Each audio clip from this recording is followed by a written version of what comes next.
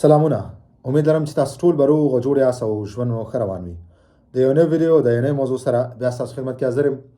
ملګرو، یو پوښتنه چې تکراري درې څلور ځلې دلته په یوټیوب باندې په ویډیوګانې باندې ملګرو کړې ده، هغه دا ده چې آیا کوم ملګری چې غواړي هغه د اسنادو نه مخکې غیسا دپاره یا کف ته دومان کولی شي او که نه، او آیا دا رښتیا دي چې بیا به دوی ته روپۍ ورکولی کېږي او که نه د اسنادو اخیستو نه بعد.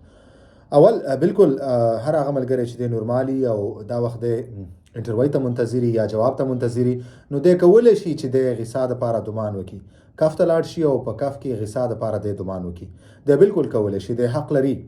هر هغه ملګری چې دی نورمالي یعنې دی نورمال ریسیپیسي ولري، که دی انټرویو ته منتظري او یا د انټرویو ورکړي تر دا د میسنا نه راغلي، د انټرویو جواب نه راغلی، نو دی کولی شي چې دی کف ته لاړ شي او کف کې ثبت نام وکړي. بالکل دی کولی شي. بله خبره دا ده چې دویمه د دغو کمنټونو دویمه هغه پوښتنه دا وه چې آیا دا رښتیا دي چې دوی ته به دغه د څومره وخت کم وخت نه چې دوی د اسنادو نه بغیر یا کم وخت چې دوی اسناد نه اخیستي او تر اسناد اخیستو پورې چې دا کم وخت دی، په دې وخت کې به دوی ته رښتیا غیسا ورکولی کېږي او که نه. بالکل دې ته به ستاسو ته به غیسا درکولی کېږي، خو دې کې خبره دا ده، شرط دا دی چې تاسو کوم د وفي روپۍ اخلئ، مثال تاسو له اوس وفي 440 روپۍ درکوي، ستاسو چې په دغه وخت کې څومره غیسا حق کېږي دی نه به 440 منفي کېږي، هغې نه بعد چې څه پاتې کېږي هغه به تاسو له درکوي.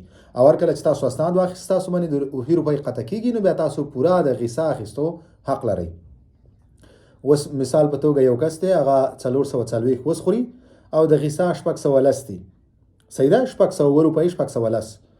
نو هر کله چې دا اسناد واخیستل، مثال 10 میاشتې د مخکې د اسنادو نه مخکې دومان کړی و، د ده به دغه حساب کېږي، دغه د 10 میاشتو 440 به د هرې میاشتې منفي کېږي، هغه ځکه دا اخیستي دي، او څومره چې بقایا پاتې کېږي د 10 میاشتو هغه به ده ته ورکولی کېږي. او هر کله چې یو کس اسناد واخلي نو هغه نه د وفي دوسیه ختمیږي، بیا هغه وفي پورې تړاو نه لري، نو وفي روپۍ بندېږي، دی بیا د کب ته ځي او کب کې ځان هلته ثبتوي او هغې نه بعد ته غیسا شروع کېږي. دا خبرې دا شرایط هغه چا دپاره څوک چې چا چې د 25 کالو نه 25 کاله یا د 25 کالو نه زیات عمر وي، که د دې نه د چا کم عمر زیر سني، نو هغه بیا د خپل میسیو لوکل سره اړیکه ونیسي. مننه ملګرو، ویډیو همدومره وه. که کوم ورور پوښتنه لري تاسو خپله پوښتنه دلته کمنټ کولی شئ، انشاءالله په خپل وخت به زه ستاسو د پوښتنې تاسو ته جواب درکوم. په مخه